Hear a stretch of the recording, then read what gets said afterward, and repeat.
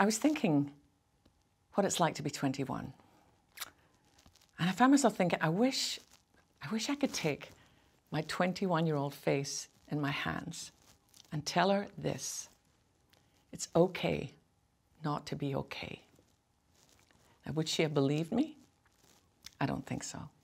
She was determined to get everything right. I don't know how that hits you. I don't know whether you live with this list of things you have to do to get right. You have to be the perfect this and the perfect that. I don't know how much you punish yourself inside because you think you're not enough. One of the greatest things that I've ever learned is that because God loves me, because Jesus loved me so much that he would die for me, it's okay not to be okay because he makes us all right with God. I wonder if there's things like dreams that you have in your heart, things that you think, I wish I could do this. But then you come up with this thing of, well, what if, what if I fail? What if I try and I don't get it right? And so often those what ifs hold us back. So how do you push through fear? I had a great opportunity to talk with a woman whose husband literally gave his life reaching a group of people who did not know that Jesus loved them. And she stayed on after her husband died because her thing was, we committed as a family to do this, so my job's not over. But here was the deal. Every time she thought about approaching them, she was terrified. What if they do to her what they did to her husband? And she felt like she was kind of paralyzed, like not able to move. But then her best friend said something to her that changed everything. She said, do it afraid. Don't wait till you're not afraid anymore. Just take a step and do it afraid. Jesus was talking to a crowd of people on the hillside one day, and this is what he said.